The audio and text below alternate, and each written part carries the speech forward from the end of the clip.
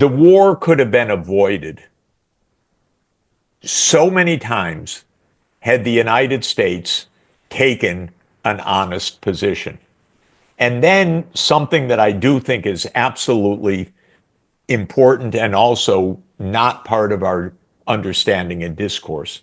What was Russia trying to do when it invaded on February 24th, 2022? I'll give you my interpretation. They were trying to scare the wits out of Zelensky that he would agree to neutrality. Because what happened, in fact, was within about a week of the invasion, Zelensky said, "Oh, you know what? We don't have to join NATO. We could have neutrality." And within 2 weeks, actually, the Ukrainians approached the Russians and said, we don't have to go on with this. And the Russians said to the Ukrainians, "Give us a document of what you have in mind." And they did. And that document went to President Putin. And President Putin said, "You know what? We can negotiate on this basis." And what came immediately was negotiations under the auspices of Turkey. And this became known as the Istanbul process. I have had extensive discussions with the Turkish diplomats about this. So on March 28, Ukraine and Russia issued a joint communique. This is March 28, 2022, issued a joint communique saying we have a framework for peace. And it was based on Ukrainian neutrality.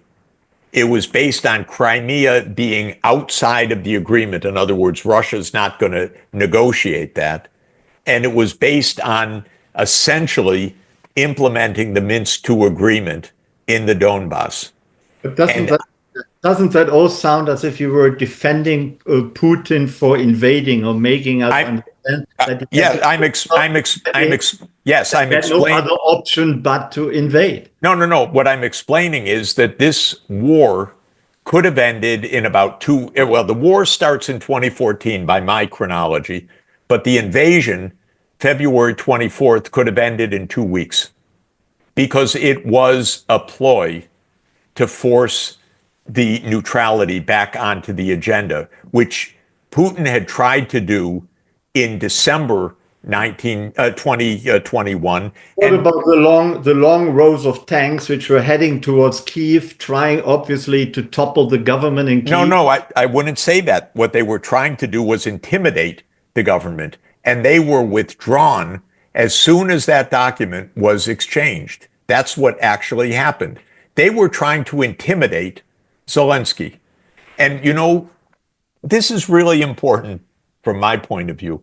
I said to Sullivan in December 2021, Ukrainian neutrality is not a concession.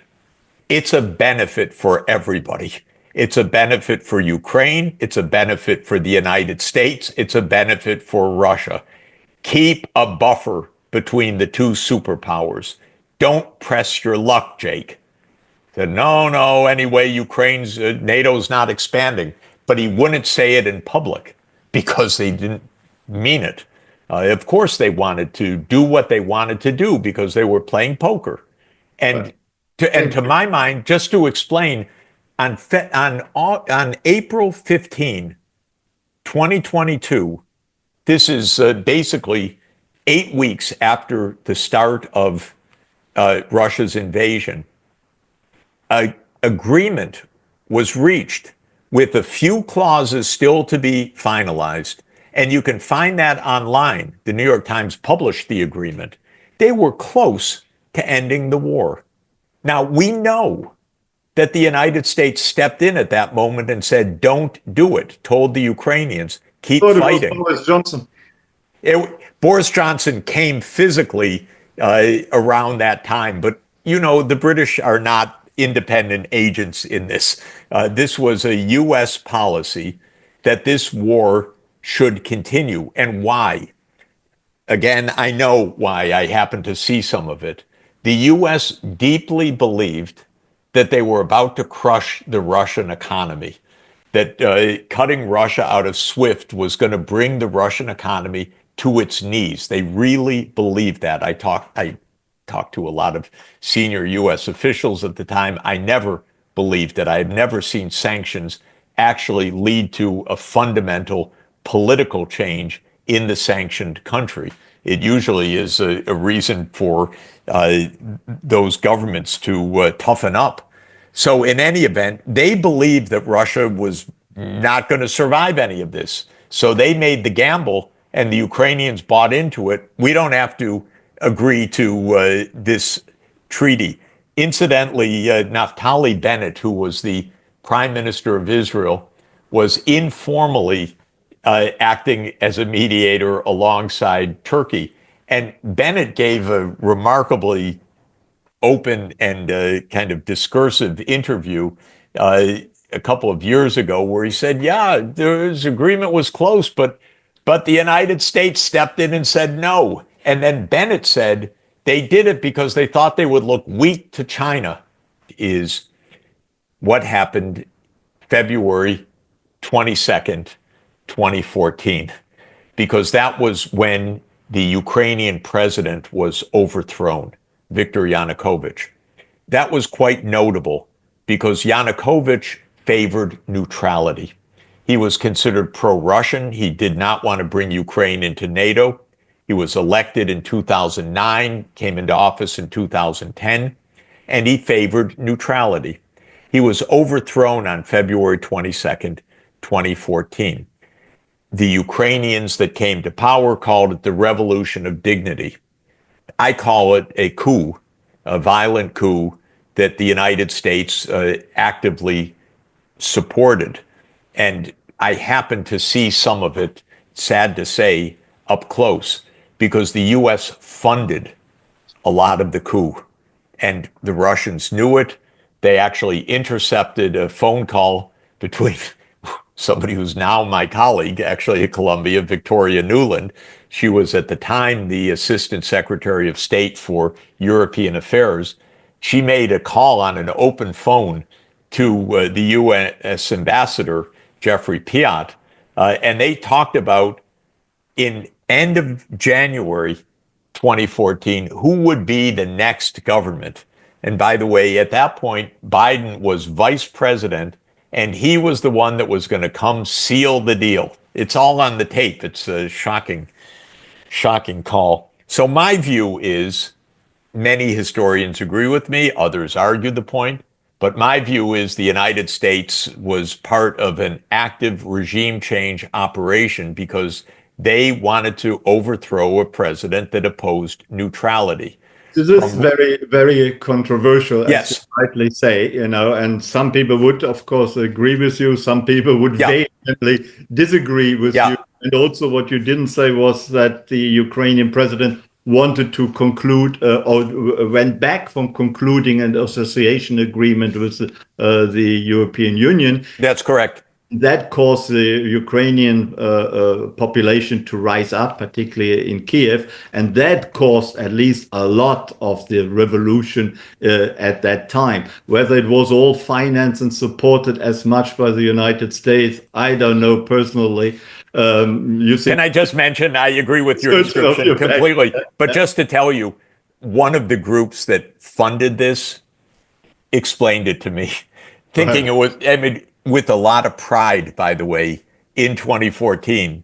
It horrified me, I have to say, but somebody explained to me how much was given to that group, that group, that group, that group. So I found it ugly. I have to just explain. No, even if that is all correct and all true, does that justify an invasion of Ukraine, as we saw with the takeover of Crimea in 2014 and the beginning of the infiltration of Russian soldiers or little green men into the Donbass, and then, of course, the full-scale invasion February 2022. Can that be justified by what you just described to us, or should there not have been other ways and means to resolve Putin's grievances? Because it was also clear that NATO wasn't about to attack Russia either, was it? Well, I think what Russia did with Crimea in March 2014 made perfect sense from Russia's point of view, because what the Russians thought, believed, and I think they were right, is now that this coup has occurred, NATO's going to grab Crimea. And Crimea is the home of Russia's naval base. And it has been the home of Russia's naval base since 1783. And Russia saw this as a game going on, and it was a game.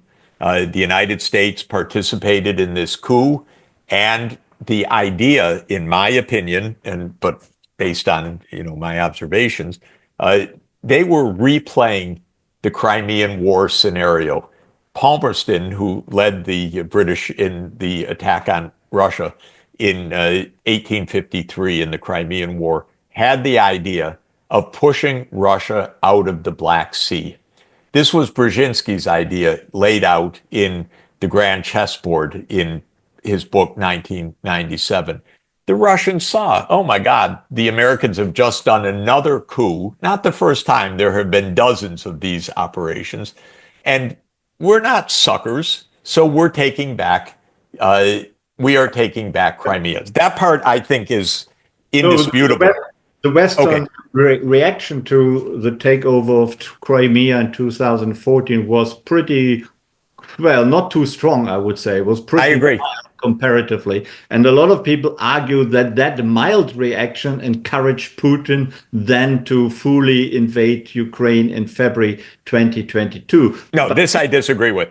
Yeah, And be and that and as it may, does it? What about the justification for the full-scale invasion of Ukraine, despite all his grievances? This no, I think on this one, Trump has it right. And he said it in a very Trumpian way.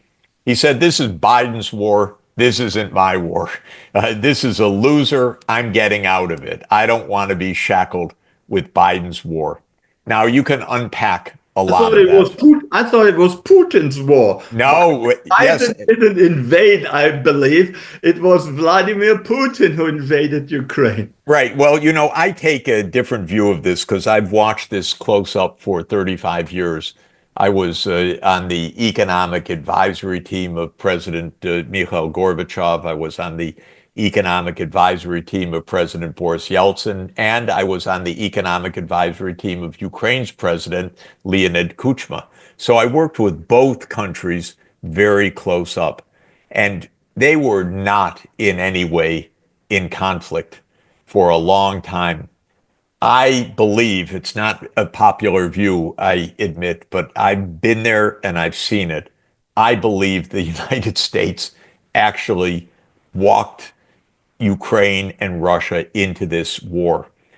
Not suddenly, not in 2022, but going back 30 years. The That was a fund deliberate strategy or just happened?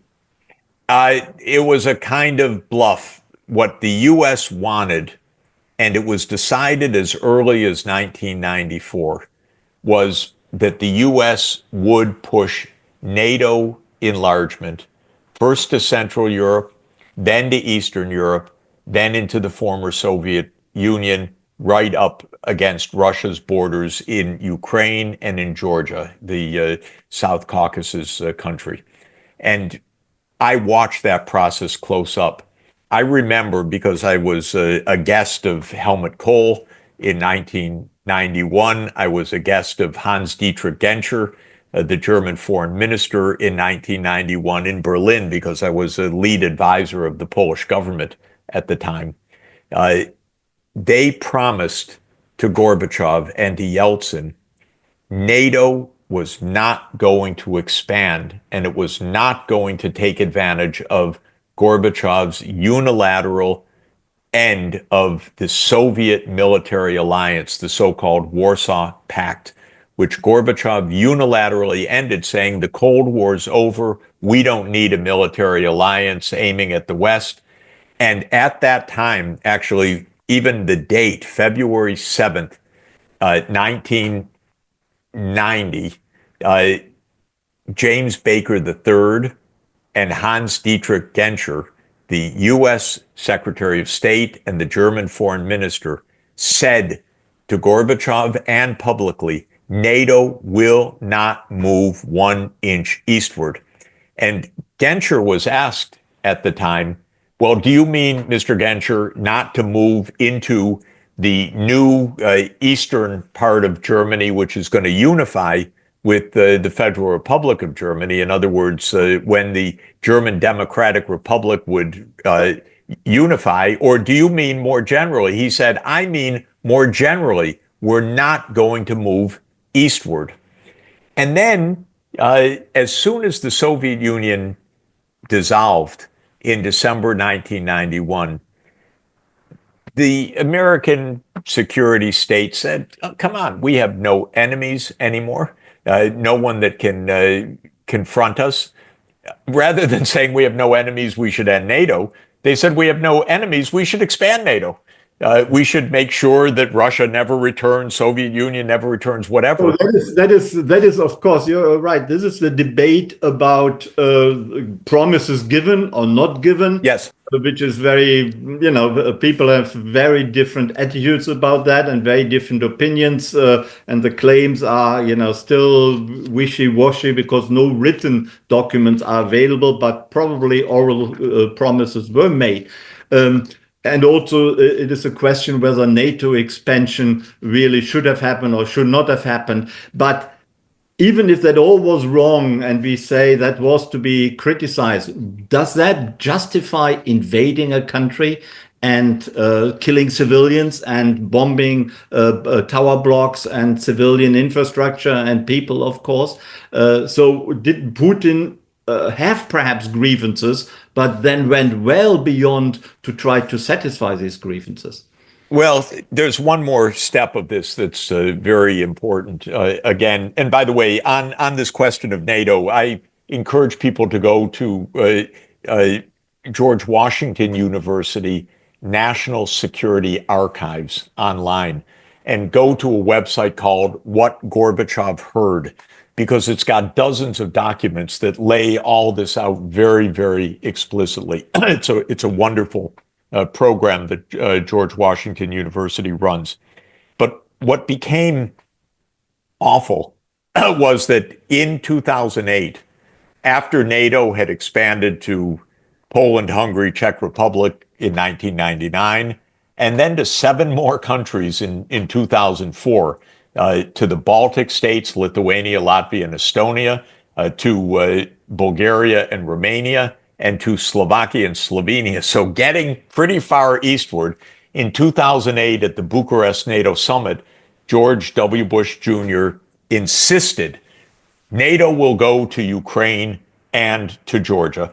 Well, I don't think it's valid in a couple of senses. First, the United States abuses its trade policies all over the place, not just with Trump, but anytime it wants. So there's already, yes, abuses by the United States and by others. Simply pointing the finger at others misses the point. And the point is that we created a system called the World Trade Organization. The United States actually led the creation of WTO. And we created a system where if countries are violating the terms of WTO, they can take measures against those other countries. And if the other countries say, no, I'm not violating the rules of WTO, there is an adjudication at the WTO. And if the adjudication rules for one country or another, that gives a right of response to those countries. For example, anti-dumping duties or other measures. And if the country on the losing side of that disagreement feels that the adjudication was mistaken, there's an appellate court. Now, the United States has broken that process. Amazingly, it has blocked filling the appellate court of WTO. So it has said we're not going to have an international standard to judge. We're going to be the judge and jury of anyone we want. rather than going to an international tribunal to decide these things, which is how properly this should be done, the United States points fingers at others. And this, to my mind, is seriously wrong.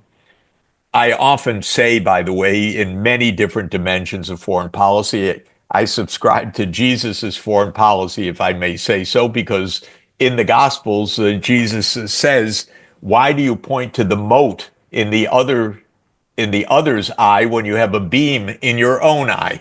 And of course, what Jesus is preaching there is don't be hypocritical. Clean up your own act. And this, I believe, is a general principle for keeping the world safe, but it absolutely applies to trade policy as well. We're very good at pointing out the mote in the other's eyes, but when it comes to our own actions, we don't even want to discuss it. And we certainly don't want a judge to judge. We want to be the judge and jury. We don't want the proper international procedures that we help to establish. We don't want to be judged. And that is a sign, in my view, that we're not abiding by the rules of the game. Thank you. Oh my God, chaos. That's an easy one. I don't believe it makes any sense at all. I don't think the markets believe it makes any sense at all. We've lost trillions of dollars of market capitalization since President Trump began on this. The stated purposes of the tariff, which are many stated purposes, are not going to be well served by the tariff. By stated purposes, I mean the various explanations that have been given in justification, for example, to end the trade deficit or to rebuild the manufacturing sector or to renegotiate the trading system or to punish China. These are variously given as explanations. I don't think they stand up to scrutiny. The international trade order, which is the global division of labor, we could say, is there because trade is a mutually beneficial activity, as Adam Smith taught already in The Wealth of Nations in 1776. History has borne that out. The United States has benefited from the open trading system. The developing countries have benefited enormously from the open trading system. Causing this kind of instability by breaking international trade relations will lower living standards in the United States if this is maintained. It will create many problems for short-term macroeconomic management by the Fed, which the Fed has pointed out and is the reason why President Trump has been attacking the Fed vociferously in recent days. They're just doing their job, pointing out that these tariffs are going to make matters more complicated. Because of that, do you see that the tariffs will actually have to be abandoned, that some compromise with the major trading partners in the world, like the European Union and China, will have to be achieved? Yes, that's already happened because just in the first days of the so-called reciprocal tariffs, they were basically suspended because the financial markets began to react very dangerously. Not only the stock market, which fell worldwide, but the bond market, which started to fall in price and meaning to rise in interest rates very significantly, signified the fact that there was an aversion to U.S. denominated assets, including the Treasury bills. And that is what provoked a so-called suspension of the tariffs. In other words, the markets worldwide gave this a very strong thumbs down. Trump backed down immediately. It said that his lead protectionist advisor, Peter Navarro, who somehow claims a PhD at Harvard, but he certainly didn't take my class in international trade. He was away from the White House, and supposedly other advisors rushed in to see President Trump and said, this has to be suspended. So he suspended these tariffs. There's lots of talk about how we're going to reach trade agreements with different parts of the world. I think all of it is to signify that the tariffs that were announced as these reciprocal tariffs are never going to really happen. But in the meantime, we're in a real trade war with China. By real trade war, I mean China is not going to back down. Trump has not backed down. We basically have a break in this major trade relationship between the two countries. Trump partly backed down immediately by saying these things, my iPhone, that's going to come in tariff free because the consumers were starting to freak out and Apple was starting to freak out. You're going to break your best consumer goods, Mr. President? And he said, no, no, no, no. We'll give an exception for this one. We'll give an exception for that one. So you don't see that the whole tariff policy is a clever strategy to decouple from China eventually? Well, decoupling from China, to my mind, is not a clever strategy at all because I regard U.S.-China trade as a win-win proposition. It became known as a win-lose proposition where China was winning and the United States was losing for strange reasons. The U.S. has made a lot of income gain nationally by having strong relations with China, by producing a lot of goods in China. Silicon Valley has invented a lot of products, and those are then manufactured in China. And that's a win-win. China has bought into a lot of intellectual property, so-called service income of the United States. The United States has gotten a lot of consumer goods very inexpensively produced from China. Of course, there are losers in trade relations as well. No doubt some companies that are in the direct line of imports from China have reduced their production and jobs have been lost in those sectors. But huge gains have been made in other sectors. And if we were a rational political system, we would say open trade is benefiting America enormously. Yes, there are some who are hurting, and we should make sure that the winners help to compensate the losers. This is what we teach by the second day of trade theory, that overall the economy gains, but winners do need to help compensate the losers so that the winning is across the board, or what we say Pareto improving, rather than dividing society. But America is not very good at that. We don't do redistribution. We leave losers to their fate, losers in quotation marks. And Trump has appealed to them in both the 2016, well, actually in all three election campaigns.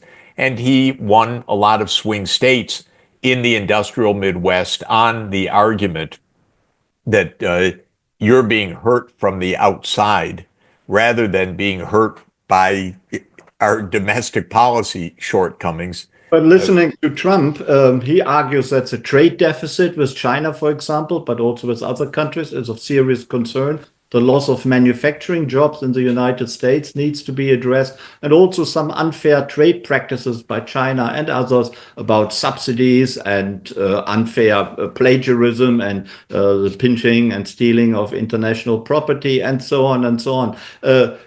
Does he have a point, or does he have no point whatsoever? He has a very funny idea, and the idea is that the trade deficit is a measure of cheating by other countries. Now, I'm a macroeconomist, and I teach what's called an identity. In other words, a statistical relationship that has to be, and that is that the trade deficit measures how much more we spend as a country compared with how much we earn as a country. And so if you go to the store and use your credit card and spend money you haven't earned to buy something from the store, you run a trade deficit and you run up your credit card debt. In Trump's world, you should be blaming that store for selling you things rather than saying, my God, maybe I should cut down on my indebtedness. I should watch my bank balance. I should not run up credit card debts. Instead, I should blame all the stores that I'm buying from. That's Donald Trump's vision of the world. It's frankly absurd to say that because the United States spends $1 trillion more per year than our GDP, in essence, or our GNP, technically So speaking. the American consumer is to be blamed. Is that what you say? Well, the one to be blamed actually is Washington in the following way. Our government is like our national credit card. The government runs a huge deficit. It's almost 7% of our GDP. It's unbelievably large. The government's running up debt. The government borrows on the markets and then transfers payments to Americans that are not coming from tax revenues, they're coming from borrowing. And then Americans, both companies and households, spend. So the American consumer is basically using that. They may not realize it, but the government's their credit card. It's our national credit card. We've run up 100% of our national income in debt. So if you as an individual run up debt equal to your 1 year's income, that's equivalent to what the United States has done. Is it manageable to pay that? Yes, but the interest costs are getting pretty steep. They're about 3% of GDP just on interest now, and that will rise over time. So what has happened is the government is used as a credit card. We spend more as a nation than we produce and earn. And as a result of that, we have this chronic trade deficit with the rest of the world, which Donald Trump then has inventively blamed the rest of the world. It's incredible. It's a little bit bizarre. You can look up the following if you do technically exactly the right calculations. You can add up how much we spend. That's our consumption by the private economy plus the consumption by government plus the investment by the private economy plus the investment by government, and you subtract off the national income, which is the gross national product, and you will get exactly the current account deficit, which is the comprehensive measure of how much we spend abroad minus how much we sell abroad in goods and services. So it's not even an analogy, it's literally the definition of that comprehensive imbalance. But Trump has inventively said, oh, our current account imbalance, our spending income imbalance is the fault of everyone else. Kind of bizarre. The markets don't buy it. The rest of the world is befuddled. The economics community is scratching its head saying this is pretty weird stuff. But we also have one person rule right now. And so I should just say something about that, which is that our trade system should be a matter of legislation as well as international negotiation. We actually have global treaty arrangements that establish the WTO and that were negotiated with other governments about what the tariff should be. We've ripped all of that up. But we also have, under the U.S. Constitution, Article 1, Section 8, the clear statement that taxation, including tariffs, which is the tax on imports, is the responsibility of Congress. If you go to Article 2, which is the executive branch, there is no responsibility at all of the executive branch for setting tariffs. So already something is weird. Now, of course, what is weird, you can find out directly by going to whitehouse.gov and clicking on the executive orders about trade. And they all start out in the same way. It says, by the powers invested in me as President of the United States and under the following emergency legislation, I declare an emergency. Trump is declaring a national emergency. Uh, that's not the kind of country I grew up in, where a single person declared a national emergency. And what is the emergency? Well, it turns out it's a trade deficit that we've run for 20 years. That's not an emergency. That is a problem, but a problem that should be dealt with by the legislative branch, the Congress, and the President of the United States by law, not by emergency decree. Yeah, I think you have a full point that Congress is not really standing up to its responsibilities and has abdicated responsibility to the executive. But there have been complaints about other trading partners for many years, well before Trump. I mentioned the subsidy culture of China, but also other countries, the stealing of intellectual properties, and so on and so on. How do you address that? Because that seems to be quite valid. Well, I don't think it's valid in a couple of senses. First, the United States abuses its trade policies all over the place, not just with Trump, but anytime it wants. So there's already, yes, abuses by the United States and by others. Simply pointing the finger at others misses the point. And the point is that we created a system called the World Trade Organization. The United States actually led the creation of WTO. And we created a system where if countries are violating the terms of WTO, they can take measures against those other countries. And if the other countries say, no, I'm not violating the rules of WTO, there is an adjudication at the WTO.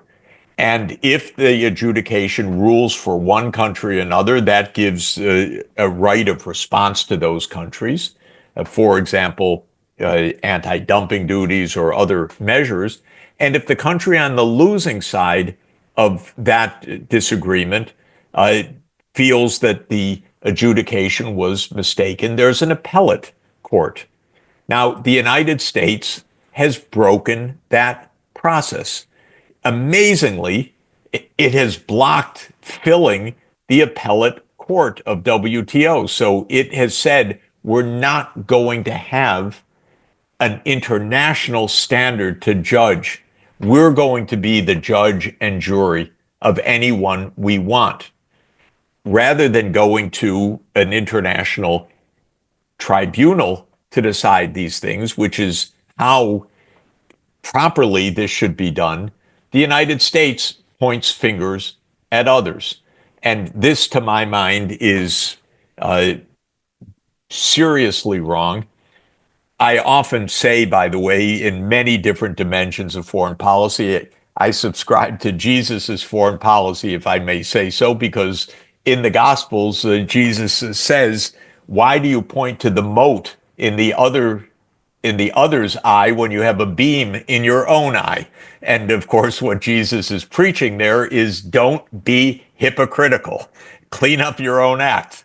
And this, I believe, is a general principle for keeping the world safe, but it absolutely applies to trade policy as well. We're very good at pointing out the mote in the other's eyes, but when it comes to our own actions, we don't even want to discuss it. And we certainly don't want a judge to judge. We want to be the judge and jury. We don't want the proper international procedures that we help to establish. We don't want to be judged.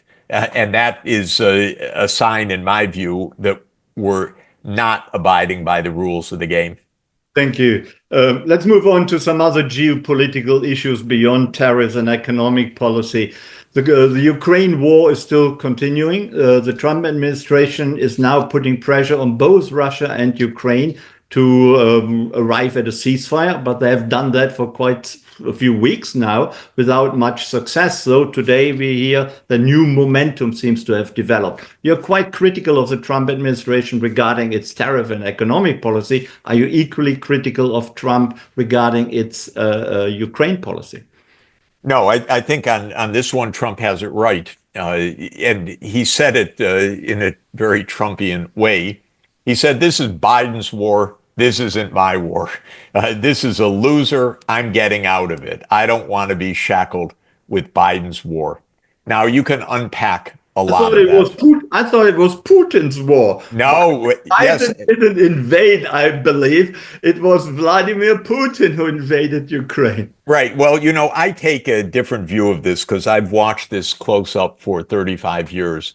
Yeah, so this is a fundamental question that comes to some of the big questions at the opening of our discussion. I think we are in a new era, and that is that, and Secretary Rubio said it early on as in his position as Secretary of State, that we are now in a multipolar world. Now, what multipolarity means is that there are many centers of power. The United States, Russia, China, and India, at the least, are centers of power. If Europe ever gets its act together, it would certainly be a superpower. Right now, it's a divided 27 countries, but it's a $20 trillion economy and a very sophisticated economy. So it would be, and with a nuclear, with nuclear arms in France. So it would be a superpower too. I think we've been multipolar for a long time and that the United States exaggerated its power for a long time. But now it's recognized that we're in a multipolar world. But what's not agreed is what is the implication of that? Is the implication that now the great powers are going to go after each other? Is the implication that they're each going to respect their own turf, but act like bullies in their own neighborhood?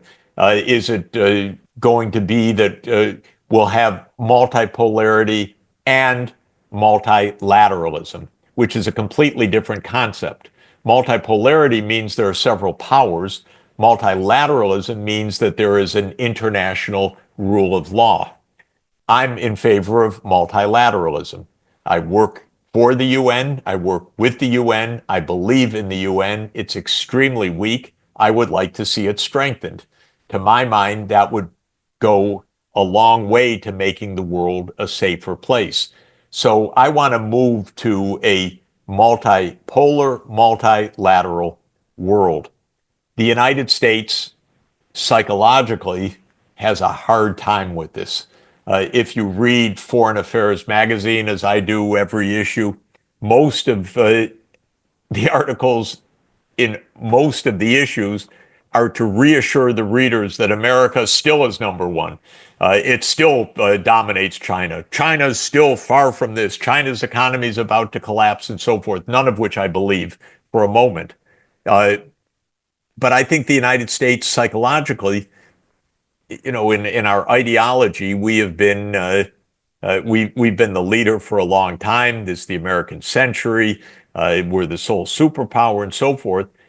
I think we have to come to the understanding that there can be other powers that are not our enemy. I don't view China as an enemy. I don't even view it as a threat, by the way. China can't invade the United States. China can't defeat the United States. But at the same token, the United States can't invade and defeat China. This is two great powers. And I think there's a lot of mutual benefit in good relations. So that's the kind of world that I would like to move to: multilateral, stronger United Nations. I'm not in favor of the sovereigntist argument, which is the Trump administration argument that a great power like the United States requires freedom of action. We do what we want. No one tells us what to do, least of all the UN. That point of view, I don't agree, because I believe that we rightfully bind ourselves to international agreements so that we can cooperate with each other, and reduce conflict. Thank That's you. why we have the rule of law. That's the Hobbes-Locke idea of the social contract, which I believe we need at the global level. Thank you.